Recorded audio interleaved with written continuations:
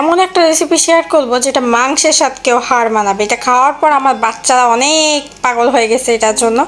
তো প্রথমে একটা প্যানের মধ্যে আমি তেল গরম করে নিয়েছি। তেলের মধ্যে বেশ খানিকটা পেঁয়াজ দিছি, তেলের পরিমাণটাও বেশি দিছি। হালকা একটু পেঁয়াজটা নরম হলে আদা বাটা, রসুন বাটা আর একটু পানি দিয়ে দিছি যেন মশলা না পুড়ে যায়। মশলা পুড়ে গেলে এই রান্নাটার টেস্ট একদমই নষ্ট হয়ে যাবে। এরপর একটু লবণ দিয়ে দিছি, অনেকগুলো পরিমাণে মরিচ দিছি। এই রান্নায় ঝালের পরিমাণটা একটু বেশি থাকবে। এরপর আমি একটু হলুদ গুঁড়ো, ধনে গুঁড়ো আর জিরা গুঁড়ো দিয়ে মশলাটা একটু মাখা করে একটু তেল ওঠা পর্যন্ত অপেক্ষা করে নিব। মশলা থেকে তেলটা উঠে আসলে এর মধ্যে আমি একটা টমেটো কুচি করে দিয়ে দিছি।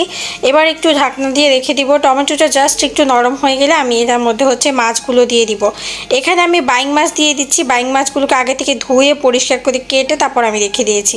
এবার এই মাছগুলোকে আমি এটার সাথে দিয়ে একদম মাংসের মতো একদম কষিয়ে নেব। কোনো পানি এখানে আমি অ্যাড করবো না। ঢাকনা দিয়ে জাস্ট একটু পরপর নেড়ে চেড়ে অনেকটা সময় নিয়ে কষিয়ে নেব। আর একটু সাবধানে নেড়ে চেড়ে দিতে হবে, কারণ মাছ তো যেহেতু একটু বেশি নাড়াচাড়া হলে আবার ভেঙে যাওয়ার সম্ভাবনা আছে।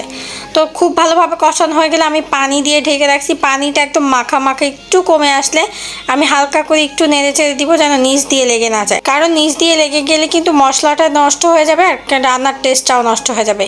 একটু মাখা হয়ে গেলে আর তেলে রাখা ভাজা জিরের গুঁড়ো আর গরম মশলার গুঁড়ো দিয়ে দিয়েছি। এবার সামান্য একটু মিলিয়ে নিব। জাস্ট 1 মিনিটের মতো চুলায় রেখে তারপর তেলটা ভেসে উঠলে আমি নামিয়ে নিব। এই রান্নাটা করার পর আমার ছেলে, যে মাংস খেতে একদম পছন্দ করে না, সে চেটে পুটে খেয়েছে। বিশ্বাস করবে না, একটুখানিও আমি ভাগে পাইনি, এত বেশি পছন্দ করছে সবাই।